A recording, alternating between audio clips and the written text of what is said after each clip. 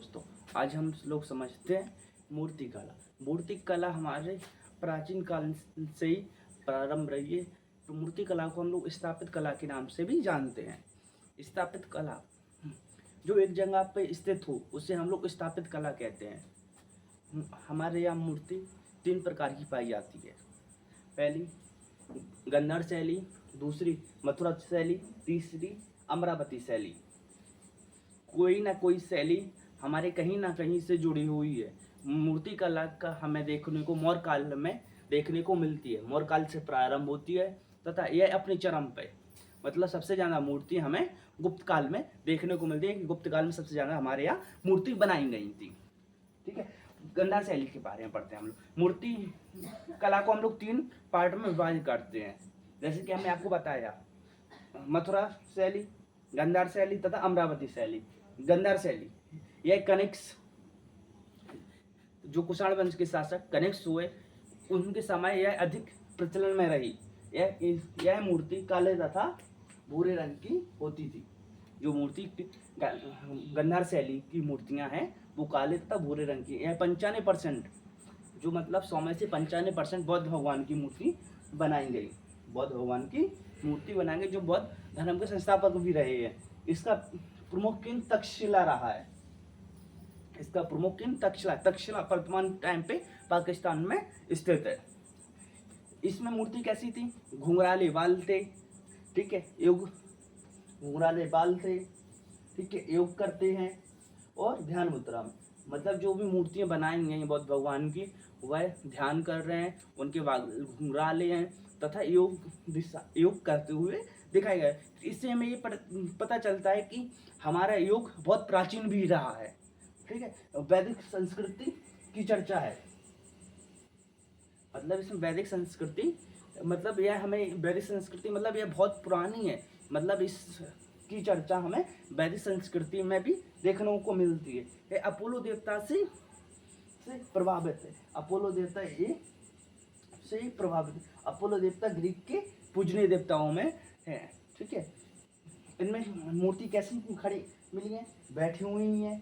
जो मूर्ति बनी है गंधार शैली में वह मूर्ति बैठी हुई है, कुछ खड़ी हुई भी हैं और आंखें बंद है। यह हमें देखने को मिलती है। इसमें सबसे ज़्यादा मूर्तियां हमें बौद्ध भगवान की देखने को मिलती हैं। इसके बाद आ जाओ मथुरा शैली। मथुरा शैली हमें यूपी में देखने को अधिकतर मिलती है, जैसे वाराणसी, ठीक है, उसके बाद मथुरा और उसके बाद कौशाम्बी। इसका प्रमुख केंद्र 3 जगह पे रहा है।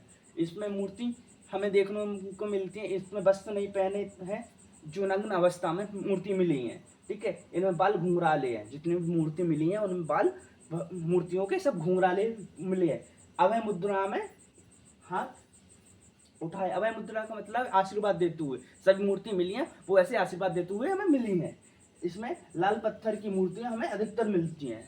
जो मथुरा शैली है इसमें मूर्ति सभी, क्योंकि हमारे यहाँ मथुरा, काशी तथा कौशाम्बी जितने भी पत्थर पाए जाते हैं वह सब लाल पत्थर पाए जाते हैं। इसमें जैन तथा बौद्ध तथा हिंदू भगवान की मूर्तियां पाई गई हैं। इसमें तीनों धर्म की मूर्तियां पाई गई, जैन बौद्ध और हिंदू। ठीक है, अब आ जाए अमरावती शैली। अमरावती शैली हमारे दक्षिण भारत में देखने को मिलती है। दक्षिण भारत के आंध्र प्रदेश क्षेत्र में, आंध्र प्रदेश राज्य की एक छोटी सी जगह है अमरावती, वहाँ से यह मूर्तियों का प्रचलन हमें देखने को मिलता है। ठीक है, इसमें संगमरमर की मूर्ति, संगमरमर तो हमें लोगों को पता है कि संगमरमर अधिकतर सफेद ही पाया जाता है। अभी प्रेजेंट टाइम में केमिकल के द्वारा हमें अलग अलग कलरों में देखने को मिलता है, लेकिन हमारा जो नेचुरल है संगमरमर वो हमें सफेद कलर का ही देखने को मिलता है। जातक कथाओं में इसकी चर्चा है।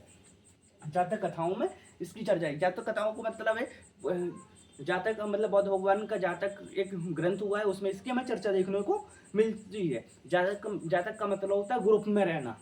जातक का मतलब है ग्रुप में रहना। इसकी हमें यह देखने को मिलता है। जातक का मतलब है ग्रुप में। इस शैली की पूजा योग करते हुए दी जाता है। मतलब इस अमरावती की शैली की जो मूर्ति है उनकी पूजा जो कर रहे हैं वह पूजा तो कर ही रहे हैं, लेकिन वह में योग क्रियाएं भी दिखाई गई हैं कि ये लोग योग कर रहे हैं।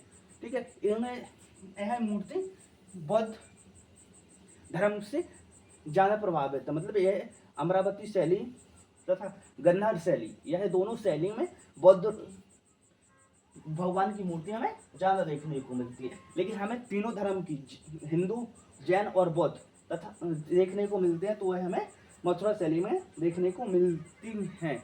जय हिंद दोस्तों।